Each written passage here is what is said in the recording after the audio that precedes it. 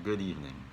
Today we'll be doing a book review of Translation in Revolution, a study of Jose Rizal's Guillermo Tell. Now, what is this book about? Well, based on the title, it's actually something like it's a study, basically, like a thesis. And of what? None other than our national hero Jose Rizal's translation of a popular play. And he was basically translating it from German to Filipino. Now, what's special about that? Well, actually, when it comes to translation, there's actually a whole lot of things to consider. First of all, the language. Some words may not have a direct translation. And then, what is really important about this book is that it's basically showing you the amount of work that comes when it comes to translating a literary piece. Personally, I didn't think.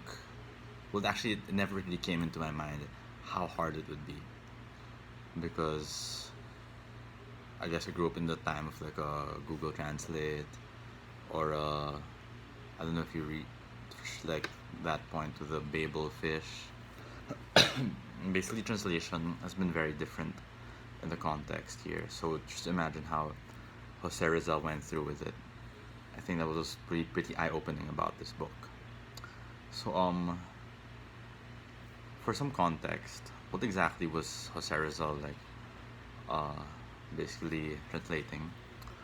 It was none other than this play called William Tell, or Wilhelm Tell. So basically, Wilhelm Tell is a story of this Scotsman who is basically going against the rule of the Austrians. So you can kind of see some similarities here in the way that why they would want to make a translation of that. It's because, considering the context of our country and how we were under Spanish rule, it only makes sense to play about a civilization being under the rule of something else would, in fact, be of interest to Rizal. And how does it happen in the play? Well, basically, the play is more of a military revolution in a way, because there's actually some fighting involved. Although the main protagonist of the story, whose name is basically William Tell, is more of the fighter type, because the way the story goes is that William Tell had basically a bow and arrow, and he was really good with with the whole shooting thing. And then I think the name of the antagonist, I also looked it up, was someone named Gessler. And there's an instance there when William Tell encounters Gessler, and Gessler tells him to what's your skill, what are you doing around here? And then he asks him to prove his skill. So he does that by daring him to shoot an apple on top of his son's head.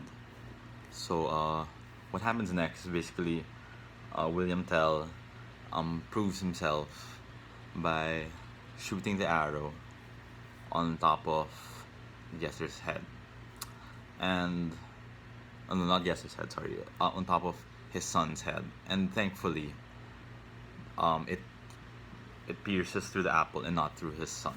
So yeah, and then the good part of that story is that Gessler asked him, "Why did you draw two arrows?" And you see, William Tell told Gessler that if one of them hit the heart of his son, then basically the second arrow would be for Gessler. So parang you could see that in this context, it was more about a play that in a way was direct, like it was not really direct uprising. For example, it was more of it had a more of a bloody tone to it, in the sense that it was more of a physical fighting, or a physical revolution. Basically, there's some violence, themes of violence involved, compared to let's say, um, like a bloodless revolution that other places have gone through, other countries. So yeah, so now that we have the context, we'll go on to the text. So basically, the big thing of Guillermo was that what he was trying to do, basically what Rizal was trying to do, was to make sure that whatever he was translating, the context would be able to, the context of like the civilization, like for example us Filipinos, would be able to like understand it better. I mean, it's not just like a direct translation; it's also getting the context of us. So he go through these through all the chapters, and then basically what the thesis is doing is uh, Guillermo is basically using apparently some of his methods were like empirical in the sense that he was using a computer to look at the source material and then seeing how the translations could how right they were in the sense na how close was it in a way like the text, like how was its structure and the how was like the cohesiveness of the text, could it have changed the meaning. So basically this entire thesis was good in a way that it was analyzing in like the art of translation, if you will. I actually came across this good concrete example that I actually came across with from a study by and then just basically saying that, for example, in the book, uh, the word nature, uh, German word natur into Tagalog, and then it could be easily expressed as kalikasan in the Filipino context. But then during that time, it wasn't exactly like used, like the word kalikasan. So what Guillermo did was then he went back and he looked at different renditions of the word natur.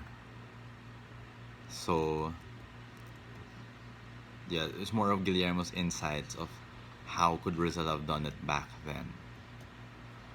And of course, I got that finding just for credits from um, Sir Jean P. Tan's paper about the Translation Revolution, a study of Jose Rizal's Guillermo Tell. He's a professor from Ateneo de Manila University. Anyway, so going back to, well, personally for me, what I was thinking was that in the book, I personally have like a hard time when it comes to understanding what do you mean, like the view, I mean, in the language of like, you know, like Filipino, but I can understand it when it's being like spoken, but then reading it I have to take a moment. So it made me appreciate that Rizal's like quality, that he was able to speak in many different languages. So that's definitely something. And then I'm reminded also from like my English 12 class where my prof talked about this concept called Weltanschauung, and then it was basically about someone's worldview, and it's fitting because the text it's coming from is actually German, and because of that, it's like Rizal is looking at their worldview and our worldview as Filipinos, and he saw the text fit to be something that should be translated into our language, perhaps to inspire Filipinos if they read the translation. That is basically like, that's my guess on why he chose that. So basically, I think that's it. That this body of work is good in the sense that, number one, we saw how Rizal saw this story and thought it was important enough to translate into the Filipino language. And because of Guillermo, Guillermo, we were able to see how the art of translation was used by Rizal in the way that he wanted the context to be as real as possible into for the Philippines, for us Filipinos to get it. And then we also used some other papers, namely Professor Jean B. Tan's paper, just with an insight there about how when it comes to the text, we can see how looking at the historical aspect of it, like was this word around back then, we could get like a deeper appreciation of how the translation was done. So overall, I think those are like the three big things that I learned from this book and from reading about this book. So would I recommend it? Honestly, maybe it's just my personal preference that I have no background when it comes to translating. I grew up in an age where translation was like easy. I'd recommend it if you want to get like amazed by what people can do without technology. But I don't think it's something that I'd read on like my usual leisure time. But overall, it was informative, and I'm glad that I have a greater appreciation now. And in a way, it's inspiring how much effort is placed into like texts like these and studying the text. Okay, thank you very much. Alvin Dela Fuente signing out.